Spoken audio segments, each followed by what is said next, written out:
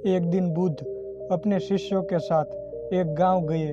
बुद्ध की यात्रा सुनकर कई ग्रामीण उसका आशीर्वाद लेने के लिए निकले, लेकिन एक व्यापारी जो अपने बच्चों के साथ व्यवसाय चला रहा है बुद्ध से बहुत क्रोधित था। उन्होंने सोचा कि बुद्ध कुछ गलत कर रहे हैं, बस अपने बच्चे और गांव के अन्य लोगों को बिना कुछ किए ध्यान करने के लिए आकर्षित कर रहे हैं।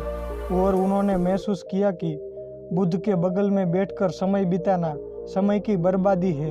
इसके बजाय अपने बच्चों को उसके व्यवसाय में अधिक पैसा बनाने में मदद करनी चाहिए। उसने कहा, आज मैं उसे एक सबक सिखाऊंगा। वह गुस्से से बुद्ध की ओर चलने लगा और जैसे ही वह बुद्ध के पास पहुंचा, उसे कुछ अंतर महसूस हुआ, लेकिन उसके अंदर का गुस्सा कम नहीं हुआ। वह आवक था और अपनी भावनाओं के शब्दों में व्यक्त करने में सक्षम नहीं था। उसने बस बुद्ध के चेहरे पर थूक दिया। बदले में बुद्ध बस मुस्कुरा दिए। यह देखकर उसके शिष्य और गांव वाले व्यापारी पर भड़क गए, लेकिन बुद्ध की उपस्थिति में उन्होंने अपनी भावनाओं को नियंत्रित किया और चुप रहे।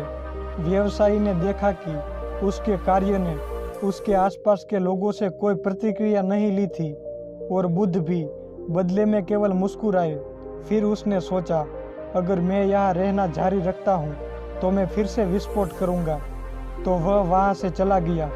वह अपने घर लौट आया, लेकिन मुस्कुराते हुए बुद्ध की छवि ने उसके दिमाग में पूरी तरह से कब्जा कर लिया। अपने जीवन में वह पहली बार किसी ऐसे व्यक्ति से मिला जिसने इस तरह की अपमानजनक कार्यवाही के लिए प्रतिक्रिया व्यक्त की। वह उस रात को सो गया, लेकिन रात भर सो नहीं सका और वह काँप रहा था। उसे लगा कि उसके साथ कुछ अलग हो रहा है और पूरी दुनिया उल्टी हो गई है। अगले दिन वह बुद्ध के पास गया और उसके चरण में गिर गया। कृपया मुझे मेरे कार्य के लिए क्षमा करें। बुद्ध ने उत्तर दिया, मैं तुम्हें क्षमा नहीं कर सकता। बुद्ध का उत्तर सुनकर उन्होंने शिष्य और ग्रामीण सन्न रह गए। बुद्ध अपने पूरे जीवन में दयालु रहे और अपने आश्रम में सभी को उसके अतीत की परवाह किए बिना स्वीकार किया है। और अब वह बता रहे हैं, वह बिजनेसमैन के व्यवहार को माफ नहीं कर सकते थे। सबके ओस ठिकाने देखकर उन्होंने समझाया, जब तुमने कुछ किया ही नहीं तो मैं तुम्हें क्षमा क्यों करूं? व्यापारी ने उत्तर दिया, यह मैं हूं। कल मेरे गुस्से में तुम्हारे चेहरे पर थूक दिया। बुद्ध ने कहा, वह व्यक्ति अब यहाँ नहीं है। यदि मैं उस व्यक्ति को मिलूं जिस पर तुमने थूका है तो मैं उसे क्षमा करने के लिए कहूँगा। अभी इस क्षण में यहाँ के व्यक्ति के लिए आप अद्भुत हैं और आपने कुछ भी गलत नहीं किया है।